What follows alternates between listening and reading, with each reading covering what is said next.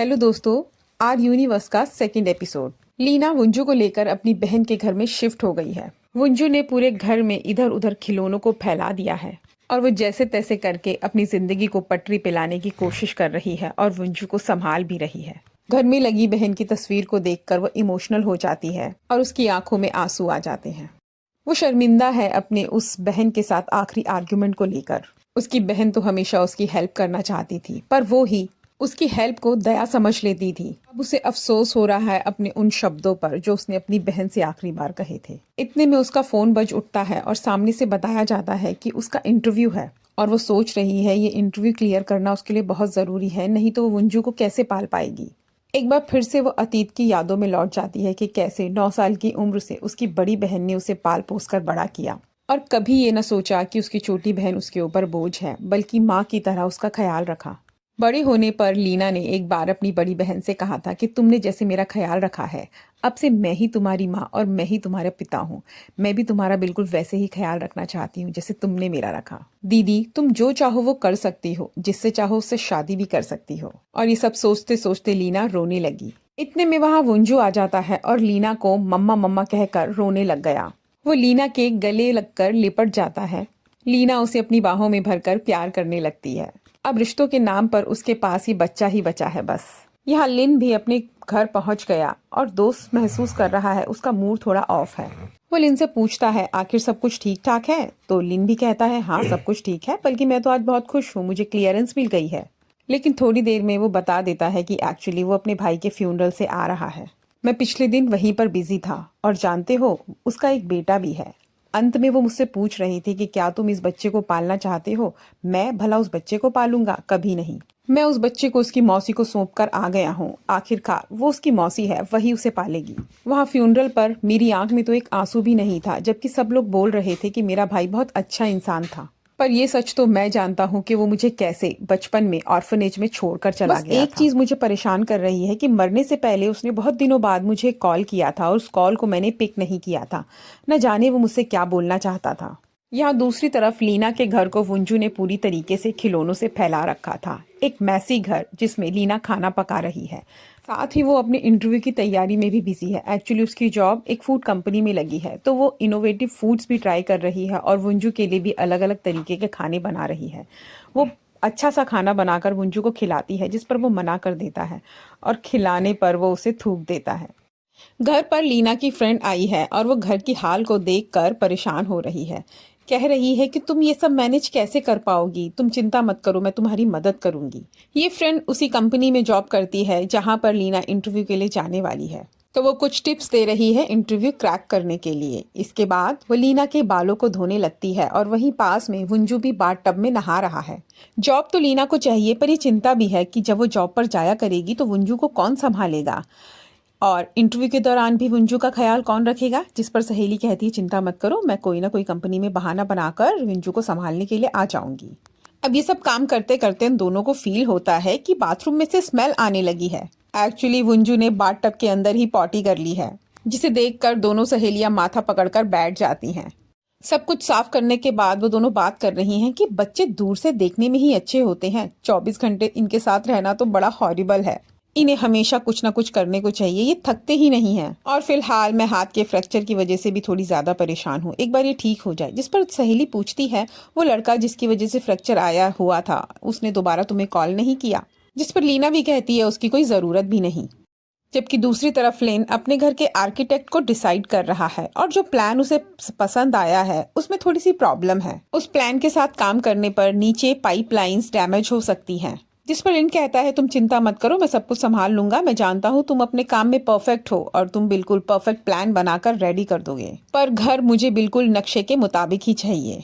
अब यहाँ पर एक दूसरा लड़का जून एक इनोवेटिव डिश तैयार कर रहा है।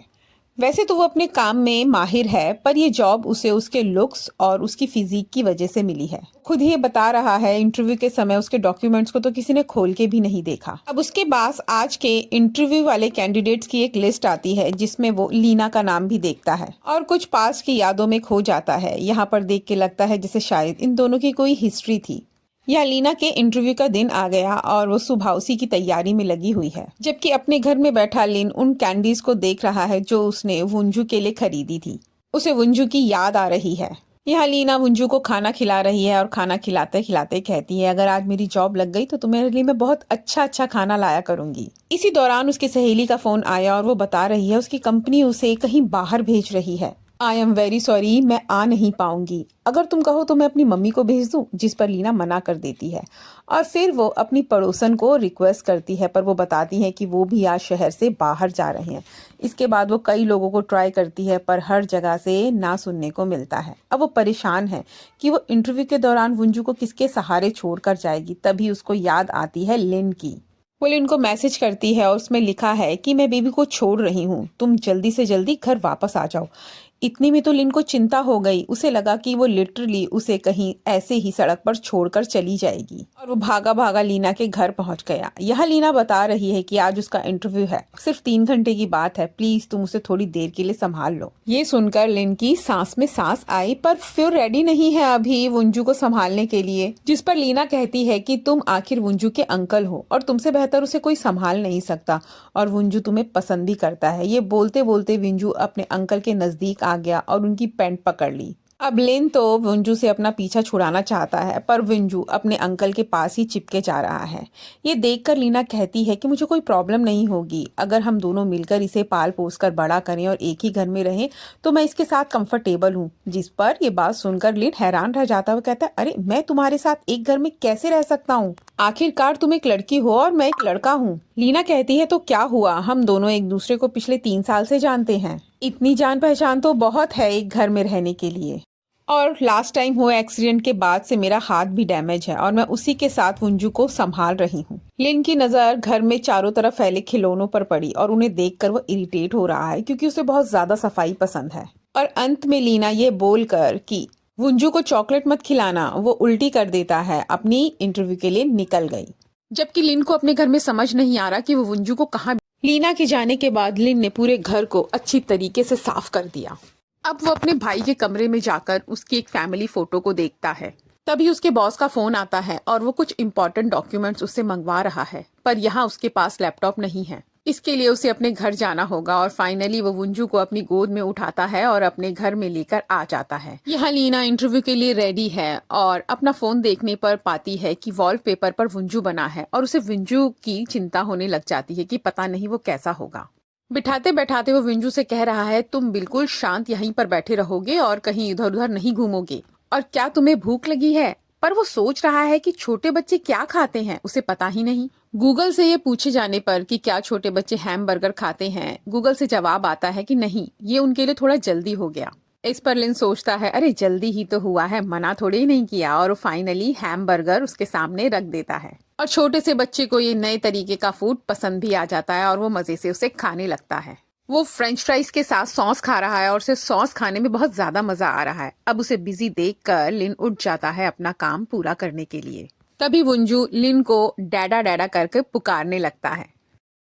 लीना का इंटरव्यू चल रहा है जिसमें वो बता रही है कि फूड आपकी मेमोरीज भी क्रिएट करता है। मेरी बड़ी बहन और मेरी बहुत सारी यादें खाने से जुड़ी हैं। मैं जब भी परेशान हुआ करती थी वो मेरे लिए किमची बनाया करती थी, और जब भी बारिश होने वाली होती थी वो मेरे लिए कॉर्न या चीज का कुछ बनाया करती थी। यहाँ लिन अपने ऑफिस के काम में बिजी है, पर दूसरी तरफ देखता है कि वुंजू ने अपना दूध जमीन पर गिरा दिया है, जिसे देखकर लिन की तो जान ही निकल गई, क्योंकि उसे सफाई बहुत ज्यादा पसंद है। उसने उसके घर का हर सामान ऊपर का नीचे, नीचे का ऊपर कर दिया। इसके बाद जब वो बेबी की हालत देखता है तो पाता है कि उसने अपने आप को और बेडशीट को भी पूरा का पूरा सॉस में गंदा कर लिया है। इसे देखकर वो जोर से चिल्लाया और अगल बगल के लोग भी आसपास इकट्ठा हो गए। थोड़ी देर बाद बेबी भी रोने लगता है, जिस पर लिन सोच रहा है कि अरे तुम्हारे पास क्या कारण है रोने का, मुझे रोना चाहिए। इतने में उसे पीछे से बदबू आने लगती है और वो मुड़कर देखता है बेबी ने पॉटी कर ली है, जिस पर लिन कहता है, नहीं अब ये नहीं। लिन बेबी को गोद में उठाकर घर से बाहर आ गया, पर बीच बीच में बेबी उसके हाथ से फोन खींच रहा है और इसी खींचतान में लिन के हाथों से फोन छूटकर सड़क पर गिर गया और उसके ऊपर से एक गाड़ी निकल गई और उसी समय फोन टूट गया। इंटरव्यू से बाहर निकलने पर लीना को भीड़ दिखाई देती है। जब वो आगे बढ़कर देखती है तो वहाँ पर वुंजू खड़ा है जो चीजों को तोड़ रहा है, जिस वजह से उसके अंकल के लिए कंडीशन थोड़ी एम्बैरेसिंग हो गई है। और वो मन में सोचता है कि मैं खाली अकेला ही एम्बेरसमेंट क्यों फील करूं। जिस पर वो लीना को कहता है, ओह डार्लिंग तुम इंटरव्यू देकर आ गई। और लीना ये बात सुनती रह जाती है और लिन को आंख दिखाती है, जिस पर लिन सामने से कहता है, तुम मेरे घर में चलकर देखो उसकी क्या हालत हुई है। इस वुंजू ने मेरे घर का तो नक्शा ही बदल दिया है। इतने में वो फिर से नोटिस करते हैं कि यहाँ पर स्मेल आ रही है। हाँ, वुंजू ने एक बार फिर से पॉटी कर ली है, जिस पर लिन कहता है, ये अच्छी खासी चलती फिरती शिट करने की मशीन है। बात करते करते दोनों नोटिस करते हैं कि वुंजू यहाँ पर नहीं है और थोड़ी दूर देखने पर पाते हैं कि वो फाउंटेन के बीच में चला गया है और भीग गया है। अब वो इसे निकालने के लिए जाते हैं और दोनों गीला नहीं होना चाहते, तो दोनों एक दूसरे को बोलते हैं, पर फाइनली वो बाहर तो पानी से नहीं आता और इन दोनों को ही पानी के बीच में जाना पड़ता है और ये दोनों भीग जाते हैं। वहां से बाहर निकलकर दोनों कहते हैं कि आज के बाद हम एक दूसरे से कभी नहीं मिलेंगे। लीना वुंजू को घर पे लाती है और उसे नहलाती है, जबकि लिन ने अपने घर को एक बार फिर से साफ किया और साफ घर में सोने के बाद उसे सुकून महसूस हो रहा है। सुबह जब वो वॉक पर जाता है तो उसे फोन आता है कि उसके घर का जो काम चल रहा था वहां पर प्लम्बिंग का एक्सीडेंट हो गया है। उन लोगों ने पहले ही लिन को इस बारे में बता दिया था कि इस तरीके की फाउंडेशन में ये दिक्कत हो सकती है। जब वो अपने घर पर जाता है तो देखता है कि यहाँ तो पानी की धारा बह रही है। वो बोल रहे हैं कि इन्होंने कल लिन को बहुत ज्यादा फोन किए पर लिन ने फोन नहीं उठाया। अगर हमारी कल ही बात हो जाती तो हम इस पानी की लीकेज को रोक देते, लेकिन अब इतना पानी लीक हो चुका है कि इसको पूरा ठीक होने में कम से कम 1 महीना लगेगा। लिन बता रहा है कि कल उसका फोन टूट गया था, लेकिन 1 महीना, मैं 1 महीने का इंतजार नहीं कर सकता। पर इतना इंतजार तो करना ही पड़ेगा और कोई चारा ही नहीं है। पर वो अपने नए घर के लिए ऑलरेडी फर्नीचर ऑर्डर कर चुका है और वो आना भी शुरू हो गया है, पर उसके पास घर नहीं है उसे रखने के लिए। वो परेशान है कि वो अपने फर्नीचर को कहाँ रखे। ऐसे तैसे वो अपने स्टूडियो में उसे रखता है, पर वहां पर इतनी जगह नहीं है कि इतने सारा फर्नीचर स्टूडियो के अंदर आ जाए। वो अपने बहुत से दोस्तों से भी बात करता है फर्नीचर रखने के लिए, पर कहीं पर कोई बात नहीं बनती। लीना की सोसाइटी में सुबह सुबह बहुत शोर हो रहा है, आवाजें आ रही हैं, हाँ ला दीजिए यहीं पर रख दीजिए। शोर की आवाज सुन के जब वो बाहर जाकर देखती है तो पाती है कि सामने से लिन बहुत सारा फर्नीचर लेकर आ रहा है। जैसे ही सामान का ट्रक सोसाइटी में घुसता है, सड़क पर सूखी हुई मिर्चियों के ऊपर से टायर गुजर जाता है। लीना भी बाहर आकर पूछ रही है कौन से घर में सामान जा रहा है, जिस पर वो जिस घर के नंबर को बताते हैं ये तो लीना का ही घर है। और सामने लिन भी खड़ा है। लिन मुस्कुरा रहा है उसे देखकर और कह रहा है, तुमने कहा था ना हम दोनों को मिलकर वुंजू को पालना चाहिए, तो लो मैं तुम्हारे घर में ही शिफ्ट होने आ गया हूँ। ये सुनकर तो लीना की आंखें खुली की खुली रह जाती हैं। आखिर तुम मेरे साथ इस घर में कैसे रह सकते हो? लिन कहता है, अरे तुमने ही तो कहा था कि मैं भी वुंजू का अंकल हूँ, मुझे भी उसका ख्याल रखना चाहिए, तो आज से हम दोनों मिलकर वुंजू का ख्याल रखेंगे। जिस पर लीना कह रही है कि नहीं, मुझे तुम्हारी जरूरत नहीं है और तुम एक लड़के हो, हम दोनों एक घर में कैसे रह सकते हैं। तो लिन कहता है, अलग अलग कमरों में ऐसे रह सकते हैं, और वो आते ही घर की सफाई शुरू कर देता है। जब लीना नहीं मानती तो वो अपने फोन में अपने डैमेज घर की फोटो दिखाता है और बोलता है कि वुंजू की वजह से मुझे बहुत ज्यादा नुकसान हो चुका है, तो ऐसा करो तुम मेरे नुकसान की भरपाई कर दो, मैं एक घर छोड़कर चला जाऊंगा। अब लीना के पास तो इतने पैसे हैं नहीं। फाइनली ये दोनों यहीं पर रहना शुरू कर देते हैं। सुबह उठकर लीना देखती है कि लिन ने उसके पूरे घर को बहुत अच्छी तरीके से साफ कर दिया है और इन दोनों के लिए ब्रेकफास्ट भी बना के रखा है। ये देखकर लीना इम्प्रेस हो जाती है और उसके बाद जब वो वॉशरूम में जाती है तो पाती है कि बाथरूम भी बिल्कुल चमक रहा है। उसने बेबी फूड अलग तैयार किया है और बड़ों का फूड अलग से तैयार किया है। लिन बेबी को नीचे लेकर चला गया है। खिड़की से बाहर देखने पर वो पाती है कि बेबी लिन के साथ बहुत ज्यादा खुश है। कंपनी से लीना के पास उसकी जॉब कंफर्मेशन का फोन आ गया है, जिस मैसेज को देखकर वो बहुत ज्यादा खुश है। अब वो वुंजू को अच्छे से पाल सकती है और वुंजू को अपने गले लगा लेती है। इस न्यूज को सुनकर लिन भी खुश है और वो वुंजू से कह रहा है, बेटा अपनी मौसी को बधाई दो, उनकी जॉब लग गई है। और लीना से कहता है, अब तो तुम्हें मेरी जरूरत पड़ेगी, नहीं तो तुम वुंजू को कैसे संभालोगी। यह लीना अपनी फ्रेंड को भी बता रही है कि फाइनली उसे जॉब मिल गई है और वो बहुत खुश है, पर वो वुंजू को लेके चिंतित है कि मेरी एब्सेंस में उसे कौन देखेगा। जिस पर सहेली कहती है, तभी तो वो लड़का तुम्हारे काम आएगा, उसे अपने घर में ही रख लो। जबकि जब लिन अपने दोस्त से बात करता है तो उसका दोस्त कह रहा है, वाह ये बहुत बढ़िया है, एक घर पाने के चक्कर में तुम उस लड़की के हाउसमेट और नैनी दोनों बन गए। इसके जवाब में लिन कहता है, ये स्ट्रेटेजी है।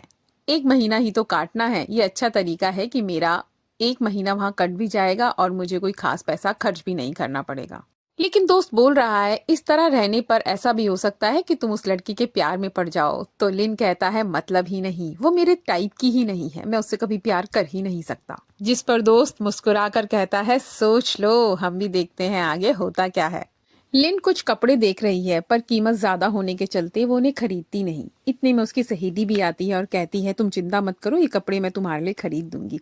जिस पर लिन कहती है कि ऐसी कोई बात नहीं है, वो मुझे चाइल्ड केयर भी अफोर्ड करना है ना, इसलिए थोड़ी सी परेशान थी। आजकल चाइल्ड केयर बहुत महंगा हो गया है। इस पर सहेली कहती है तभी तो कह रही हूँ उस लड़के को अपने घर में रख लो, तुम्हारे भी पैसे बच जाएंगे और वो लड़का उस बच्चे का अंकल है, उसे प्यार भी करेगा।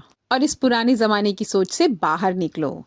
अब लीना को भी ये बात जम जाती है और वो फिर डॉक्यूमेंट्स लिन के सामने बैठती है। दोनों में तय होता है कि लिन 1 महीने इस घर में रहेगा और उस दौरान वो घर को वैसे ही साफ रखेगा और वैसे ही काम करेगा जैसे आजकल वो कर रहा है। बाकी घर के सारे खर्चे, इलेक्ट्रिसिटी बिल या वाटर बिल, ये सब कुछ आधा आधा किया जाएगा। इसके अलावा क्योंकि वंजू इस घर का मालिक है, उसके दूध, सेरालैक, डाइपर, इन सब के खर्चे भी ये दोनों आधे आधे करेंगे।